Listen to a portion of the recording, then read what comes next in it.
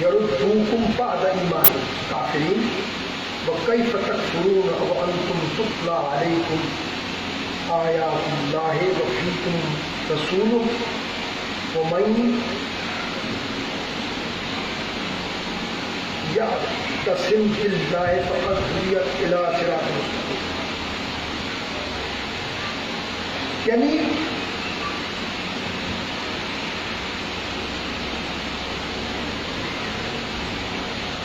اللہ کہتا ہے وہ کفر کر ہی نہیں سکتا جو اللہ کی آیات کا ورد کرتا ہے، جو اللہ کے گھر کے طواف کرتا ہے، جو اللہ کی مسجدوں کو آباد کرتا ہے.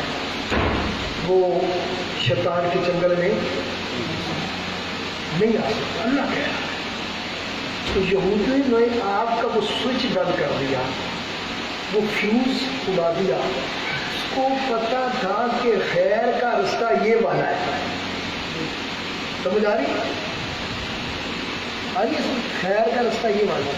وہ خیر والے رستے پہ اس نے کیا کر دیا؟ بلیک آؤٹ کر دیا. اب ٹکرے مار دیتے. اور ایک اور مقام پہ اللہ کیا فرماتا ہے کہ اے ایمان والو اگر تم اہل کتاب میں سے کسی گروہ کا بھی کہا مانو تو وہ تمہارے ایمان کے بعد تمہیں کفر کی طرف لوٹا دیں گے. یہ واضح طور پر قرآن کہہ رہا ہے. پچھلی آیت میں سورہ حجرات کی آیت تھی جس میں اللہ نے فرمایا تھا کہ کسی فاسق کی بات کو آپ نے سن کر یقین، یہاں اللہ کہہ رہا کافر کی بات مانو گے تو آہستہ آہستہ تمہیں کدھر لے جائے گا؟ تم نے لے جانا ہی اس طرف ہے. آپ جس دجال کا انتظار کر رہے ہو وہ تو آ چکا ہے بھائی، وہ تو آ چکا ہے. دجال ایک سسٹم ہے، سسٹم. کافر کو آپ کی نماز تکلیف نہیں دیتی، کافر کو آپ کا روزہ تکلیف نہیں دیتا، کافر کو آپ کا طواف تکلیف نہیں دیتا، کافر کو آپ کا حج تکلیف نہیں دیتا، کافر کو آپ کا زکوٰۃ خیرات تکلیف نہیں دیتی، مسجد بنانا تکلیف نہیں دیتا. کافر کو تکلیف یہ ہے کہ وہ نظام قائم نہ ہو تو لا الہ الا اللہ محمد رسول اللہ والا نظام ہے وہ نہیں قائم ہونا چاہیے. اور پوری دنیا میں 65 والے کے اسلامی کہیں پر اسلامی نظام کہاں ہے مجھے بتائیں. آپ کہیں گے سعودی عرب میں. اچھا جی سبحان اللہ، سعودی عرب میں اسلامی نظام ہے بولیں گے. اور ظلم کی بات دیکھیے، یہ بات یاد رکھا کرو یار. جس مقام پہ کھڑے ہو کے آقا نامدار نے بادشاہتوں، سلطنتوں اور تاج و تخت کا فارغ کر دیا، پائی اڑا دیا. تو میں کوئی تاج و تخت نہیں ہے، نظام ہوگا تو وہ ہوگا جو نظام مصطفیٰ ہوگا، جو میرے خلفاء کا نظام ہوگا، جو خلفاء راشدین کا نظام ہوگا، جو قرآن اور حدیث کا اور میرا نظام مصطفیٰ وہ نظام ہوگا. بادشاہت کا نظام حضور کا پسندیدہ، اسلام کا پسندیدہ. یار کسی شخص پہ یہ خدا کا خوف کرو، تم کہتے ہو وہ بڑے دیندار ہیں، میں کہتا ہوں وہ دیندار نہیں ہے، کافر ہے وہ. اس لیے کہ جس مقام پہ کھڑے ہو کے میرے آقا نے تاج و تخت کی نفی کی تھی، اسی مقام پر کھڑے ہو کر آل سعود تاج و تخت کے وارث بنے ہوئے ہیں. کس کی یہ جو بات ہے یہ کس کی خلاف ورزی کر رہے ہیں؟ کس کے کلام کی، کس کے قول کی؟ حضور فرمایا یہ کام آپ نے نہیں کرنا. حضور فرمایا یہ کام آپ نے کہ تسی اوہی کام کرو کہ پھر بھی مسلمان ہو.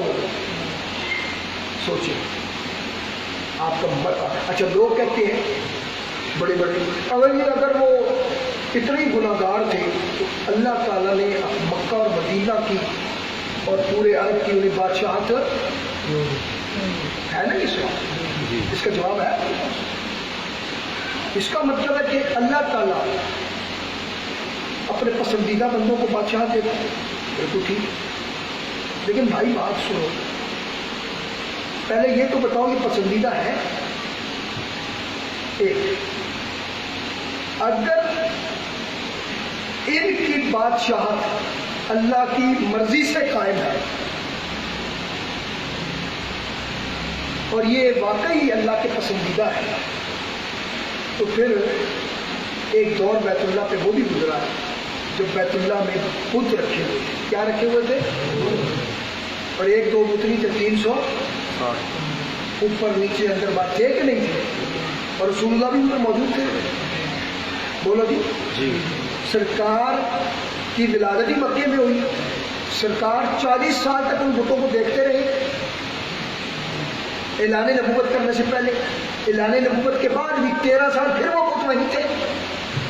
بولے 10 سال مدینے میں رہے، بت پھر بھی کہاں تھے؟ 10-23 سال وہ بت حضور کی اعلان نبوت کے بعد بھی بیت اللہ شریف میں بت موجود تھے کہ نہیں تھے؟ تو پھر اللہ کو منظور، مطلب اللہ کی خوشی کے لیے. اللہ کی منظوری اور ہے، اللہ کی خوشی اور ہے.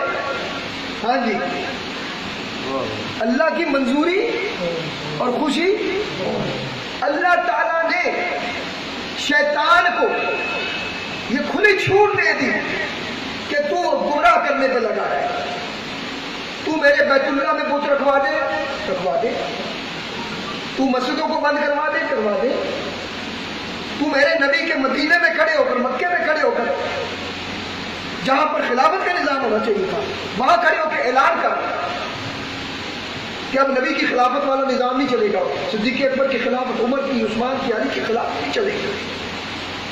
کیا چلے گا؟ بادشاہ چلے گا. خدا دیو بندیو مغز استعمال کرے.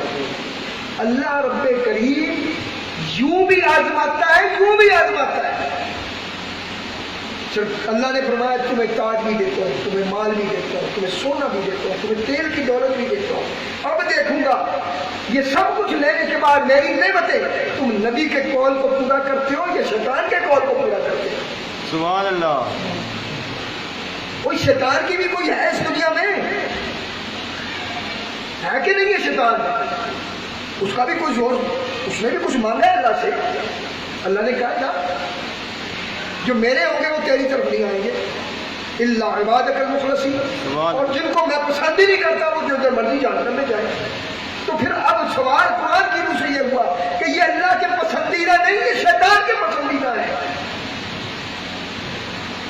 ورنہ اللہ کے پسندیدہ ہوتے تو رسول کا نظام لاتے، خلافت کا نظام لاتے. باہر کا دوستوں اس پر صرف 10 منٹ کے لیے کچھ سوال پیدا ہوتا ہے نا آپ کے ذہن میں، وہ سوال آپ کریں تو اس کے بعد دعا کرتے ہیں انشاءاللہ.